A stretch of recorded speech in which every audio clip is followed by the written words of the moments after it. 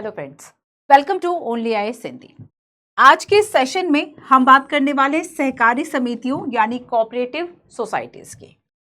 सहकारी समिति, इससे 2 बार यूपीएससी प्रीलिम्स और मेंस में जो क्वेश्चन है वह पूछ चुका है। इसके पहले आप सभी को बता दूं कि ये टेलीग्राम चैनल है आपके क्लास नोट्स, क्लास के इन्फॉर्मेशन के लिए @मंजू PW UPSC वाला। आप इसको सर्च करके ज्वाइन कर लें या स्कैन करके ज्वाइन कर लें। हम बात करते हैं सहकारी समिति की। एक एग्जाम्पल से मैं अपनी क्लास को स्टार्ट करती हूं। आपने अमूल का नाम सुना है? आपको पता है कि श्वेत क्रांति के जनक हमारे देश में कौन माने जाते हैं? कि पहले जहां पोषण को लेके एक बहुत बड़ी चिंता थी, ठीक है, प्रोटीन के एक बड़े सोर्स के रूप में जो मिल्क है वह होता है, और ऐसे में जब श्वेत क्रांति आती है, दुग्ध क्रांति, जिससे आपने जुड़ा होगा, नाम सुना होगा वर्गीश कुरियन का, तो अमूल की जो स्थापना हुई थी ये हुई थी एक सहकारी समिति के रूप में। सहकारी समिति। इसके अलावा अगर एक और मैं आपको एग्जांपल दूं, आपने इफको सुना होगा। What is IFFCO?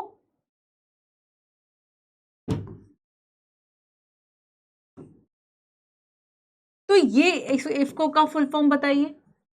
I think Amul आप ज्यादा कनेक्ट कर पाएंगे। तो आखिर ये जो सहकारी समितियां है वह है क्या, है ना?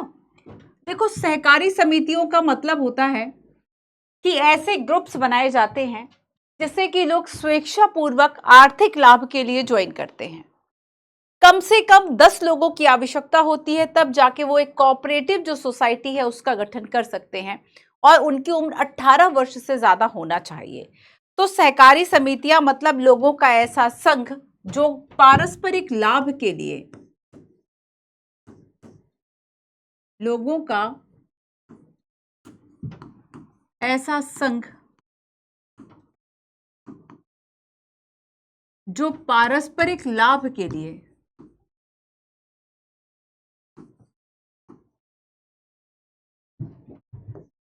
जो पारस्परिक लाभ हेतु स्वेच्छापूर्वक, मतलब अपनी मर्जी से, जो पारस्परिक लाभ हेतु स्वेच्छापूर्वक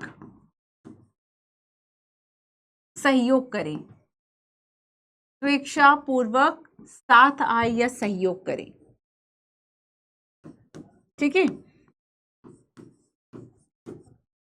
तो सहकारी समितियां जो भी होंगी उनको अपना रजिस्ट्रेशन करवाना होता है, पंजीकरण कराना होता है।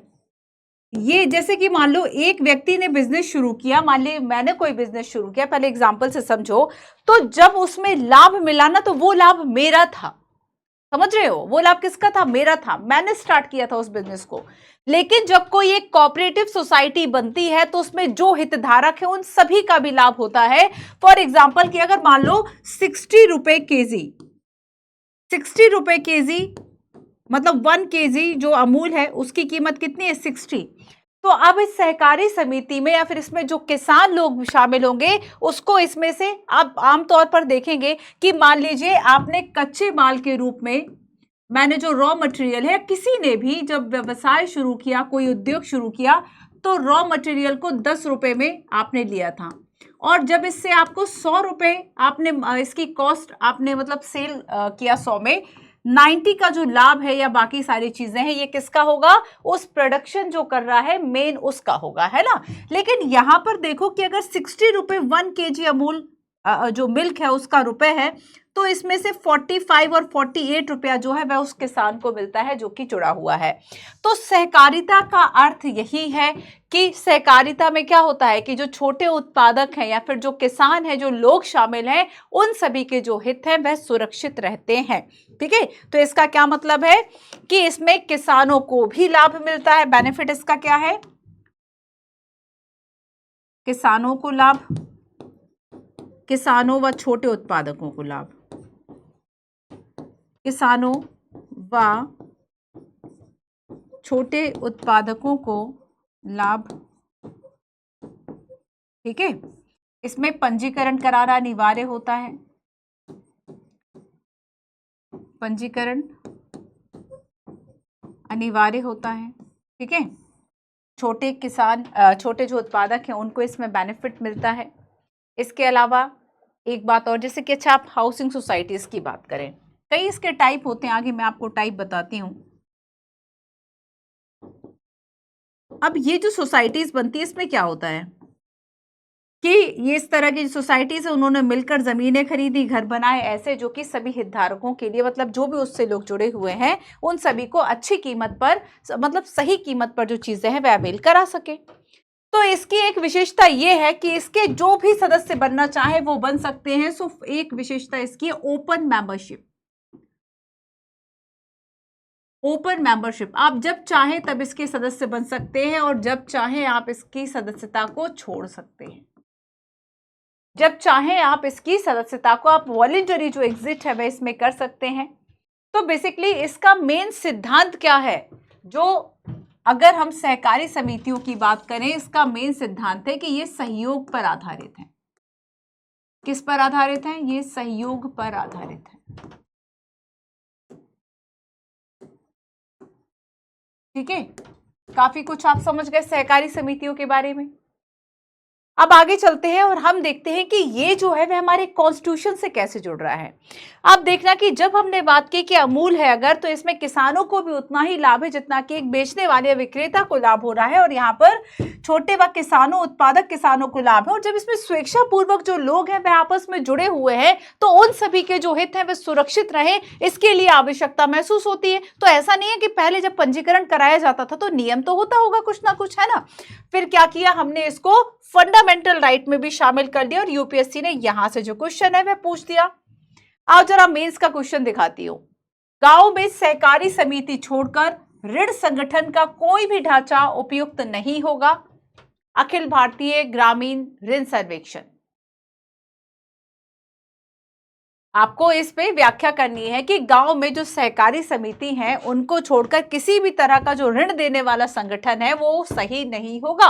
क्यों? क्योंकि बाकी लोग जब काम करेंगे तो वो केवल लाभ के लिए काम करेंगे, बट जब इस तरह की सहकारी समितियां जो है वह ऋण देंगी अगर, तो ये बेनिफिट के नहीं बल्कि एक सहयोग, एक समन्वय के उद्देश्य के साथ काम करेगी। एक और क्वेश्चन देखो, भारत में कृषि वित्त की पृष्ठभूमि में इस कथन पर चर्चा कीजिए। कृषि वित्त प्रदान करने वाली वित्त संस्थाओं को किन बाधाओं और कसौटियों का सामना करना पड़ता है? ग्रामीण सेवार्थियों तक बेहतर पहुंच और सेवाओं के लिए प्रौद्योगिकी का किस प्रकार इस्तेमाल किया जा सकता है? ये आपका 2014 का क्वेश्चन था। ये दोनों मेंस के जो क्वेश्चन है वह पूछे गए। हालांकि हम जब पॉलिटी में पढ़ते हैं तो हम इसका पॉलिटिकल जो मतलब साइड है हम वो पढ़ते हैं कि पॉलिटी में क्या कहा गया है, सुप्रीम कोर्ट, हाई कोर्ट इसके बारे में क्या कह रहा है ना। हमें इस बात से बहुत मतलब नहीं रहता कि इकोनॉमी और बाकी चीजों में क्या हो रहा है। चलो तो फिलहाल हम चलते हैं और थोड़ा सा पढ़ते हैं। देखो, आपने इंटरनेशनल जो लेबर ऑर्गेनाइजेशन है उसके बारे में सुना, ILO। तो अंतरराष्ट्रीय श्रम संगठन भी इसको परिभाषित करता है। उसके पास भी कुछ शब्द है, जैसे सहकारिता व्यक्तियों का एक स्वायत्त संघ है जो संयुक्त स्वामित्व वाले लोकतांत्रिक रूप से नियंत्रित उद्यम के माध्यम से अपनी सामान्य आर्थिक, सामाजिक, सांस्कृतिक आवश्यकताओं और आकांक्षाओं को पूरा करने के लिए स्वेच्छा से एकजुट हुए हैं। तो इसमें क्या है कि हम देखते हैं कि आर्टिकल 19 कई तरह की स्वतंत्रताएं दी गई हैं कि हमें संघ बनाने का अधिकार है ना। तो याद रखना कि आपको फंडामेंटल राइट के रूप में भी शामिल कर दिया। एक संविधान संशोधन हुआ था जो कि 97वां संविधान संशोधन 2011 में हुआ, और इस संविधान संशोधन के द्वारा सहकारी समितियां बनाना आपके फंडामेंटल राइट के एक अभिन्न भाग के रूप में शामिल किया जाने लगा। कौन सा संविधान संशोधन? 97वां संविधान संशोधन जो कि 2011 में होता है। तो अंतर्राष्ट्रीय श्रम संगठन क्या कहता है कि सहकारिता क्या है? व्यक्तियों का एक स्वायत्त संघ है, और जो कि क्या होगा? संयुक्त स्वामित्व। मतलब यहाँ पे कोई एक व्यक्ति स्वामित्व नहीं है, यहाँ पे कोई राज्य स्वामित्व नहीं है। यहाँ पे स्वामित्व किसका है? क्या सरकार का स्वामित्व है? एक व्यक्ति का है? नहीं। तो जितने हितधारक उसमें शामिल है सभी का स्वामित्व है, तभी तो सब में बेनिफिट और जो प्रॉफिट है वह बराबर बट रहा है। लोकतांत्रिक रूप से नियंत्रित उद्यम के माध्यम से अपनी सामान्य आर्थिक, सामाजिक, सांस्कृतिक आवश्यकताओं और आकांक्षाओं को पूरा करने के लिए कैसे एकजुट होते हैं? स्वेच्छा के साथ एकजुट होते हैं। तो कई तरह के ये होते हैं, है ना, जैसे कि उपभोक्ता, उत्पादक सहकारी समिति, ऋण सहकारी समिति, आवास और विपणन। इसके अलावा भी और भी कुछ टाइप्स होते हैं, फिलहाल आप ये याद रखो, कंज्यूमर, प्रोड्यूसर, कोऑपरेटिव सोसाइटी, है ना, and credit, housing and marketing. So ये क्या है, एक स्वैच्छिक है, लोकतांत्रिक है और स्वायत्त संगठन है। अब देखो लोकतांत्रिक है क्योंकि इसमें जितने भी पर्सन शामिल होंगे उन सभी के पास ये शक्ति होगी कि वह डिसीजन मेकिंग कर सके, उन सभी के पास ये पावर होगी कि वो नीतियां बना सके। सो अपने सदस्यों के द्वारा, ऐसा नहीं कि सरकार कंट्रोल कर रहा है, डेफिनेटली कुछ नियम बना रखे हैं, सारी चीजें उसके हिसाब से तो चलेगा, लेकिन सहकारी समितियां जो है उसकी नीतियां, उसका निर्णय, ये सारी चीजें तो इसमें सक्रिय रूप से पार्टिसिपेट कौन कर रहे हैं, उसमें जो मेंबर्स हैं वो पार्टिसिपेट कर रहे हैं। ठीक है, तो ये हो गया सहकारी समिति। और अब हम आते हैं कि आखिर हमारे संविधान में ये कहां पर शामिल किया गया। 97 97वां संविधान संशोधन, 97 संविधान संशोधन।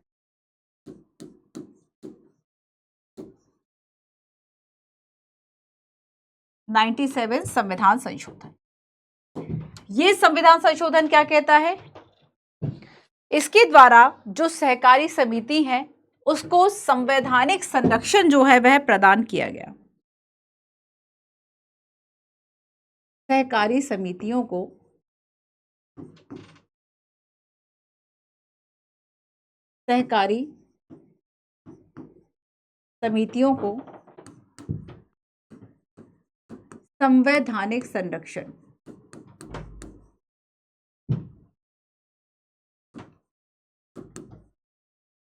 संवैधानिक संरक्षण प्रदान किया गया। ऑब्वियस सी बात है, अगर संवैधानिक संरक्षण प्रदान किया तो कहीं ना कहीं किसी आर्टिकल में जगह दी होगी। तो यहां पे देखो शामिल किया गया आर्टिकल 19 मूल अधिकार या फंडामेंटल राइट में संघ बनाने की स्वतंत्रता की बात तो की ही थी, अब सहकारी समितियां भी बना लो। तो मूल अधिकारों में, या मूल अधिकार केवल लिख देते हैं, इसमें है आपका अनुच्छेद 19।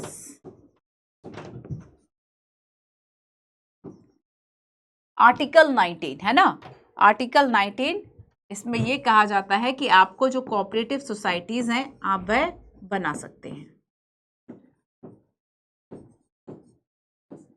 अब नेक्स्ट हम बात करें सेकंड, डीपीएसपी की, राजनीति के निदेशक तत्व।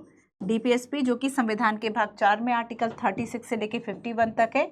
इसमें एक आर्टिकल है आर्टिकल 43B, इसमें भी इसकी बात की गई। सो मूल अधिकार हो गया आपका, डीपीएसपी हो गया। और तीसरा है कि संविधान के एक भाग खंड 9, ये 9 है रोमन नंबर में, और इसमें जो 9B है,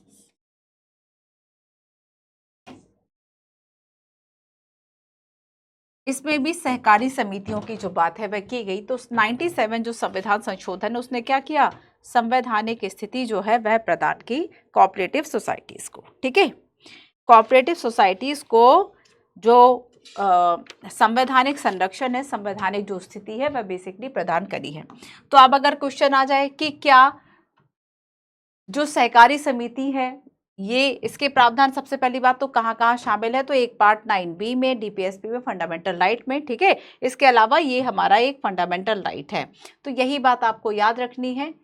ठीक है, सो 97 संविधान संशोधन में भारत में काम कर रही सहकारी, अभी पता है आपको शायद 8 लाख से ज्यादा ये सहकारी समितियां हैं, 8 लाख से ज्यादा ऐसी सहकारी समितियां हैं, मतलब जो लोगों के साथ मिलकर आपस में जो है वह स्टार्ट करी गई थी। आपने लिज्जत पापड़ सुना होगा, लिज्जत पापड़, बताइएगा कमेंट करके, उसकी थोड़ी सी हिस्ट्री सर्च करना, वह कुछ महिलाओं के द्वारा शुरू किया गया था। ठीक है, तो वो बेसिकली इसी तरह के संस्था, इसी तरह के वो ऑर्गेनाइजेशन है कि वह इसी तरह की सोसाइटीज़ है कि वह शुरू हुए थे 2-4 लोगों से, फिर आगे बढ़ते बढ़ते काफ़ी अगले नेक्स्ट लेवल तक पहुंच गए। तो 97 संविधान संशोधन जो है उसने क्या किया कि भारत में जो सहकारी समितियां हैं उसके संदर्भ में भाग 9A नगरपालिका के ठीक बाद में एक और भाग जोड़ दिया, कौन सा, 9B। ठीक है, तो 9A जुड़ा। इस बार यूपीएससी ने ये वाला कि पार्ट 9A जो है वह नगर पालिकाओं की शक्ति की बात करता है। याद होगा, आपको पूछा हुआ था ना। तो यहां पर इसके बाद क्या है बच्चों, 9B है। तो 9B में क्या जोड़ दिया, सहकारी समितियों की बात कह दी। उसके अलावा फंडामेंटल राइट किस में है, हमारे भाग 3 में, उसमें लिख दिया आर्टिकल 19(1) क्लॉज सी, और इसमें लिख दिया कि जो यूनियन है और जो एसोसिएशन है, उसके बाद कोऑपरेटिव जो वर्ड है इसको और जोड़ दिया, सहकारिता जो वर्ड है इसको और जोड़ दिया, और लिखा कि सभी नागरिकों को सहकारी समितियों को बनाने में ये जो सक्षमता है वह प्रदान करता है। ठीक है, इसके अलावा जब हम डीपीएसपी की बात करेंगे तो डीपीएसपी में ये कह दिया कि आपको इसका जो प्रचार करने का जो अधिकार है वह है, और इसमें एक और आर्टिकल को ऐड कर दिया, और वो आर्टिकल था आपका 43 क्लॉज बी। ठीक है, कौन सा आर्टिकल था, 43 क्लॉज बी आर्टिकल था। तो अब देखो कि इनको जो सहकारी समितियां हैं, सहकारी समिति में डिसीजंस कैसे लिए जाएंगे, इसमें बोर्ड मेंबर्स कैसे होंगे, निदेशक मंडल कैसे बनेगा, मतलब जो नीतियां बनाएगा, जो डिसीजन लेगा, तमाम तरह की बातें जो है वह इसमें डिसाइड की गई है, और उसके लिए कुछ नियम बने हुए हैं। बस इसी नियमों को हम जो चर्चा है वह करते हैं। ठीक है, कि आखिर संवैधानिक जो प्रावधान है वह क्या क्या है।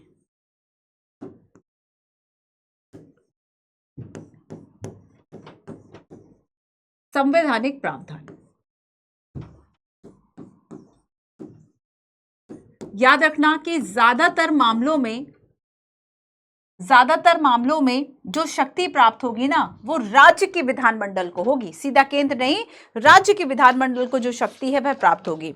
तो सबसे पहली बात तो है कि आखिर सहकारी समितियों में की स्थापना कैसे होती है, संस्थापना, इसकी जो स्थापना है वह आखिर कैसे होगी, किन सदस्यों के द्वारा मिलकर की जाएगी। ठीक है, तो यहां पर देखो कि बेसिकली हमने जाना था कि ये स्वैच्छिक गठन है, मतलब 10 लोग साथ में आ गए, कम से कम 10 लोगों की आवश्यकता तो होती है। ठीक है, तो जो सदस्य है वह लोकतांत्रिक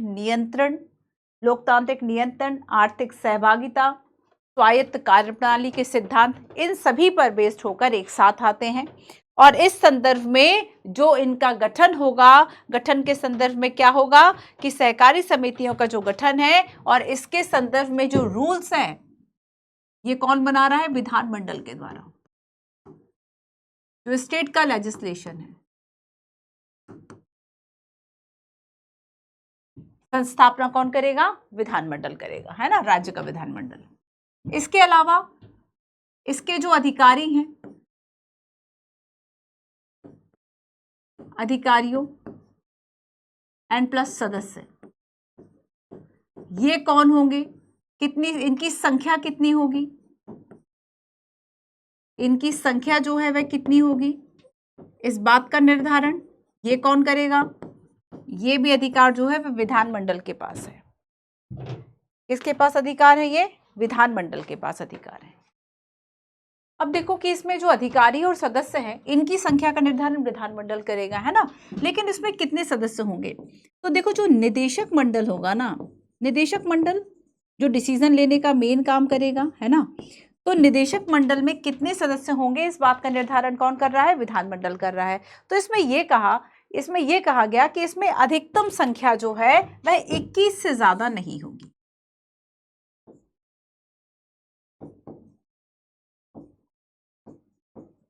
इसमें यह कहा गया कि जो अधिकतम संख्या है मोर देन 21 नहीं होगी, 21 से ज्यादा नहीं होगी। ठीक है, नहीं को अंडरलाइन करना। इसके अलावा एक और बात जो इसमें शामिल है कि जो SC ST है या फिर जो महिलाएं हैं, ठीक है, SC ST और जो महिलाएं हैं, तो जो कोऑपरेटिव सोसाइटीज बनेगी ना, तो इसमें सदस्य संख्या तो ठीक है, पता चल गया कि जो निदेशक मंडल होगा, निदेशक जो होंगे उसमें 21 से ज्यादा मेंबर्स नहीं होंगे, लेकिन इसमें यह भी कहा गया कि बेसिकली इसमें एक एक सीट जो है वह रखनी पड़ेगी। तो SC ST के लिए एक, महिलाओं के लिए 2, तो इसमें कुछ आरक्षण सीटों की बात जो है वह की गई।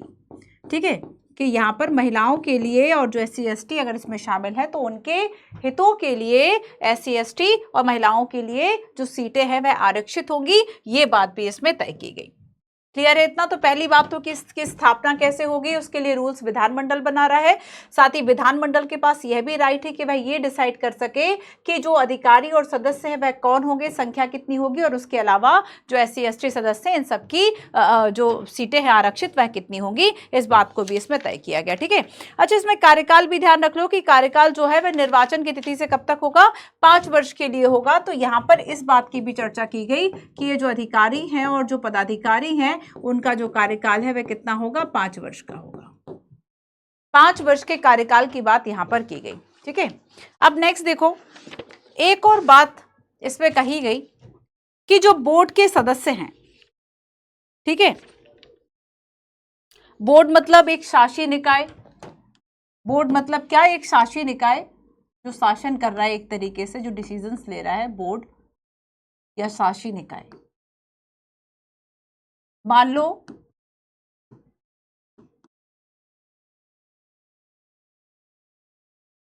कि अगर जो पहले के सदस्य हैं इस बोर्ड के मेंबर्स, अगर वो रिटायर होने वाले हैं, उनका कार्यकाल खत्म होने वाला है, तो ये जो नव निर्वाचित बोर्ड है वो पहले ही बन चुका होगा, है ना।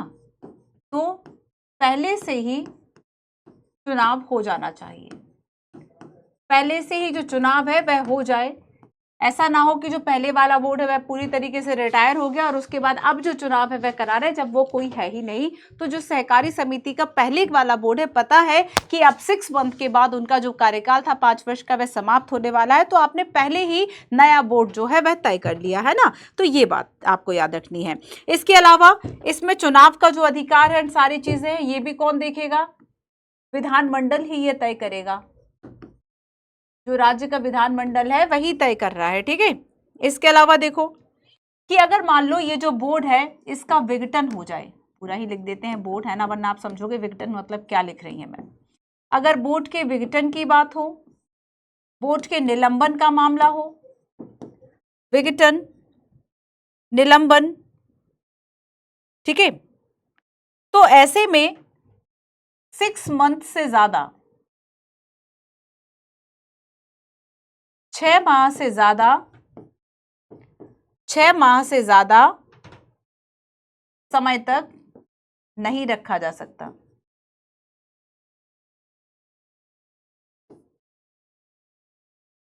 ठीक है। बोर्ड विघटन और निलंबन अगर हो जाता है तो 6 मंथ से ज्यादा का ये पीरियड नहीं होगा। अच्छा, ये विघटन कैसे हो सकता है, इसके कुछ रीजंस है कि मान लीजिए बोर्ड जो है वह अपना काम नहीं कर रहा है, अपनी जिम्मेदारियों को ठीक से नहीं निभा रहा है, लगातार जो लापरवाही वह कर रहा है, तब इस दशा में जो बोर्ड है, वर्तमान जो बोर्ड है उसका विघटन या निलंबन किया जा सकता है। लेकिन इसके निलंबन में याद रखना कि पहले देखो ऊपर हमने देखा था कि जो वर्तमान बोर्ड है जब उसका कार्यकाल खत्म होने वाला उसके पहले ही नया बोर्ड का चुनाव हो जाएगा। अब निलंबन क्या है कि अगर निलंबन हो गया तो 6 मंथ से ज्यादा का जो निलंबन है वह नहीं रखा जा सकता। ये बात हो गई। अब एक बात और देखो कि जो सहकारी समितियां उन सबके लिए जरूरी है कि वह क्या कराएं, ऑडिटिंग कराएं, अंकेक्षण कराएं, अपने जो रिकॉर्ड्स हैं, जो उनके खाते हैं, ठीक है, जो उन्होंने अपने अकाउंट्स रखे हैं उसका प्रॉपर अंकेक्षण, ऑडिटिंग कराना जो है वह इनके लिए अनिवार्य होता है। तो हर एक वित्त वर्ष में क्या इनके लेन देन रहे, क्या इनका, ये सारी चीजें, और ये जो अंकेक्षण भी कराएंगे जिस व्यक्ति से कराएंगे, बेसिकली ये जो व्यक्ति है उसके पास एक योग्यता जो है वह होनी चाहिए, मतलब राज्य सरकार ऐसा माने, राज्य सरकार की नजरों में वह व्यक्ति योग्य हो जिससे भी आप अंकेक्षण करा रहे हैं। तो ऐसा चार्टर्ड अकाउंटेंट की योग्यता का निर्धारण करना भी विधानमंडल के काम है। इसके अलावा देखो कि अगर हम बैठकों की बात करें कि जो सहकारी समितियां हैं क्या इनकी बैठकों का आयोजन कराया जाता है, तो बैठकों का प्रावधान करना और इस संदर्भ में नियम बनाना, ये सारी चीजें भी किसके हाथ में है, विधानमंडल के हाथ में है। तो होलसोल आपको एक बात याद रखनी है कि सहकारी समिति मतलब जिस भी तरह का यहाँ पे प्रावधान की बात होगी वो सारी चीजें विधानमंडल के पास में चली जाएंगी। ठीक है। इसके अलावा देखो एक बात और इसमें कही गई है कि मान लो अगर इसमें, वैसे तो हमने देख लिया कि इसमें जो है वह न्यूनतम तो 10, अधिकतम की बात तय नहीं की गई है कि अधिकतम जो कितने हैं सदस्य वह होने चाहिए। यहां पर देखो कि हर एक सदस्य को सूचना पाने का अधिकार है, सदस्यों को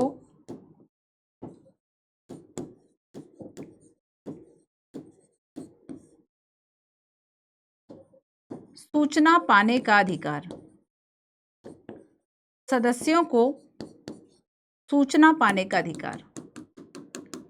ठीक है, इसके अलावा मतलब जो भी सदस्य है उनको ये सूचना पाने का अधिकार है कि व्यापार किस तरीके से किया जा रहा है, कहाँ लाभ हानि है, किस तरीके से व्यापार, किस वस्तु का कहाँ कितना हो रहा है। ठीक है, इसके अलावा एक बात और देखो, आपको याद रखना है कि इसमें ये जो सहकारी समितियां हैं इनका संवैधानिक प्रावधान ये भी है कि ये रिटर्न, ये कौन सा रिटर्न है, आयकर रिटर्न। ठीक है, तो ये हर वर्ष अपना जो रिटर्न है वह दाखिल करेंगी, और अगर इन्होंने रिटर्न दाखिल नहीं किया है तो याद रखना कि संवैधानिक प्रावधान ये भी कहता है कि इन पर अपराध व किसी कोई अपराध है तो उस पर दंड और जुर्माना दोनों ही लगाए जा सकते हैं। ठीक है, सजा भी दी जा सकती है, जुर्माना भी लगाया जा सकता है, और ये सजा इस बिहाफ पर दी जा सकती है कि आपने जो इनकम टैक्स रिटर्न है उसको समय पर, ठीक समय पर फाइल नहीं किया। ठीक है, तो ये इसके संवैधानिक प्रावधान हो गए।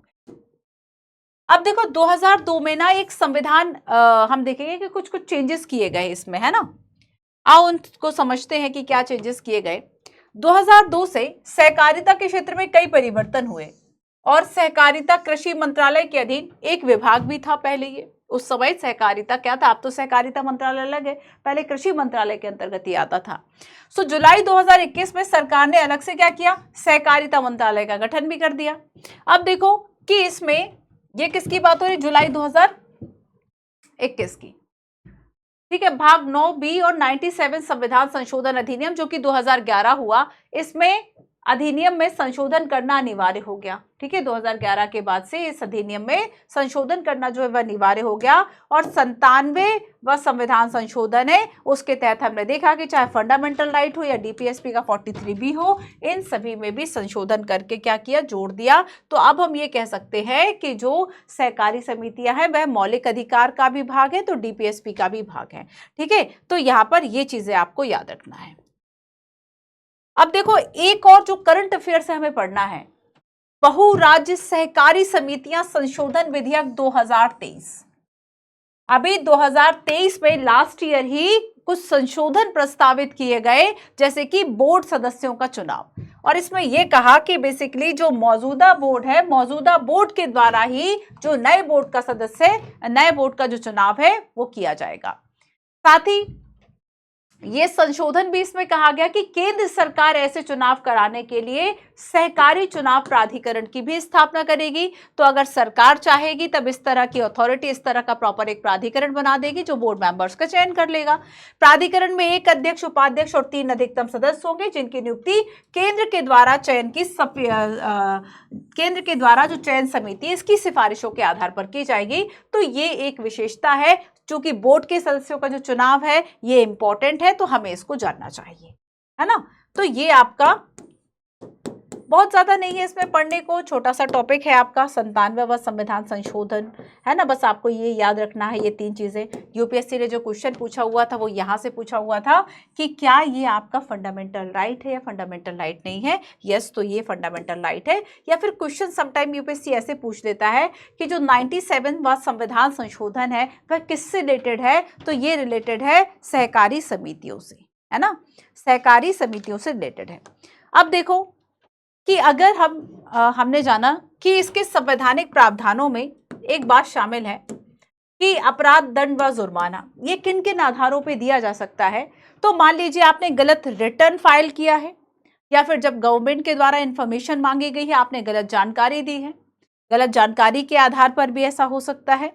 इसके अलावा देखो कि आपने कर्मचारियों से जो राशि ली है, पर्याप्त कारण के बिना आपने 14 दिन के अंदर उसको सहकारी समिति के खाते में जमा नहीं कराया, सहकारी समिति के खाते में जमा नहीं कराया, कर्मचारियों से आपने जो रकम है वह ले ली थी, तब ये भी एक अपराध का प्रकार होगा। ठीक है, इसके अलावा जब हम ऑडिटिंग की बात करेंगे तो आपने ऑडिटिंग जो है ये प्रॉपर नहीं कराई। रिटर्न की बात तो है ही है कि आपने आयकर जमा नहीं कराया समय पे या गलत इंफॉर्मेशन थी, वो अलग बात है। और अगर आपने ऑडिटिंग जो है वह ठीक से नहीं कराई या इसमें भी किसी तरह की धांधली है, तब भी ये अपराध का एक प्रकार होगा। ठीक है, इसके अलावा देखो कि जो भी व्यक्ति है जो कि बोर्ड के मेंबर्स है, अगर उन्होंने गलत तरीके से कोई कार्य किया या फिर अपने लाभ के लिए वह कार्य कर रहे हैं, तब भी ये अपराध की श्रेणी में आएगा।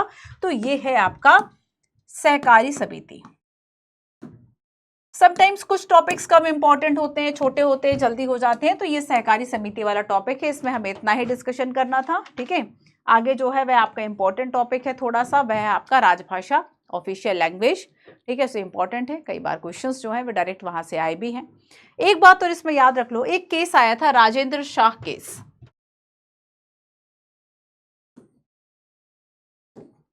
एक और केस देखो, राजेंद्र शाह केस। प्रश्न आ जाए ये किससे रिलेटेड है, तो राजेंद्र शाह केस जो है सहकारी समितियों से ही रिलेटेड है।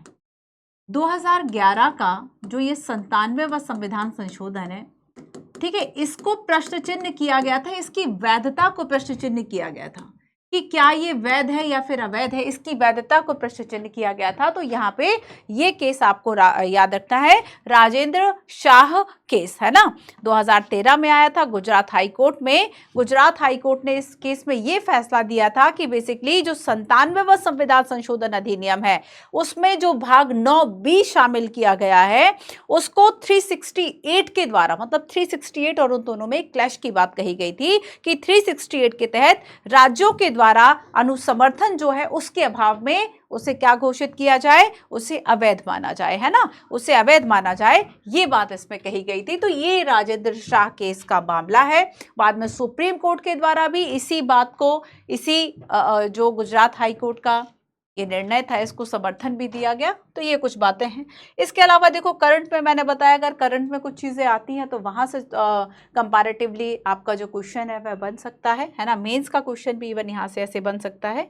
तो कुछ क्वेश्चंस, लेकिन ये डायरेक्ट आपके पॉलिटी से नहीं कह सकते, क्योंकि ये कुछ चीज़ें आप सहकारी समिति, इकोनॉमी, ये सारी चीज़ें आप वैसे भी पढ़ते रहते हो। ठीक है, चलिए एक बात और कि देखो ये जो 97वां संविधान संशोधन अधिनियम हुआ 2011, इसकी आवश्यकता क्यों पड़ी आखिर?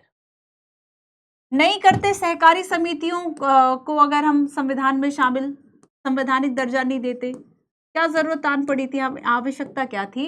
क्योंकि हमने देखा कि अगर 8 लाख से ज्यादा, सोचने वाली बात है, 8 लाख से ज्यादा सहकारी समितियां हैं और हमारी जो राष्ट्रीय आय है उसमें एक बड़ा इंपॉर्टेंट रोल है। इसके अलावा भाई लोकतंत्र है ना, लोकतांत्रिक तरीके से जो सहकारी समितियां हैं वह चलती रहें, इसके लिए भी एक बहुत इंपॉर्टेंट रोल है, क्योंकि लोग इसमें शामिल होते हैं, स्वेच्छा से शामिल हो रहे हैं, और ऐसे में किसी के भी साथ अन्याय ना हो, सो भी ये बहुत जरूरी है। तो सामाजिक आर्थिक न्याय हासिल करने के लिए जो सहकारी समितियां हैं वह इंपॉर्टेंट टूल हैं, और इसीलिए हमें संरक्षण की आवश्यकता है। तो पहली बात तो हमने देखा इसमें कि राष्ट्रीय आय और हमारी राष्ट्रीय अर्थव्यवस्था में इसका एक बड़ा ही इंपॉर्टेंट रोल है, जैसे कि अमूल, है ना। इसके अलावा देखो इसमें यह भी सुनिश्चित किया जाता है, अच्छा सामाजिक आर्थिक न्याय आप लिख लीजिए, क्योंकि सामाजिक आर्थिक न्याय हो सके, ऑब्वियस सी बात है कि अगर इससे छोटे उत्पादकों को लाभ मिल रहा है, किसानों को लाभ मिल रहा है, केवल कंपनियां ही पैसा नहीं खा रही हैं, तो सामाजिक आर्थिक न्याय इससे ज़्यादा होगा ना, लोकतांत्रिक तरीके से चीज़ें चलती रहें। तो ये 2-3 ऐसे रीज़न हैं जिस वजह से हमें एक जो सहकारी समिति है उसकी आवश्यकता महसूस हुई कि उसको हम संवैधानिक दर्जा जो है वह दे सके। तो ये आपका आज का क्लास था। ठीक है, आज की क्लास में इतना ही। सहकारी समिति बड़ा छोटा सा टॉपिक है, आगे जब करंट अफेयर कहीं चर्चा होगी तब हम उसको और ज़्यादा डिटेलिंग से पढ़ सकते हैं, जब हम वीकली करंट अफेयर और बाकी तरह के इश्यूज़ पर चर्चा करेंगे। तो मिलते हैं हम अपने नेक्स्ट सेशन में। Thank you so much.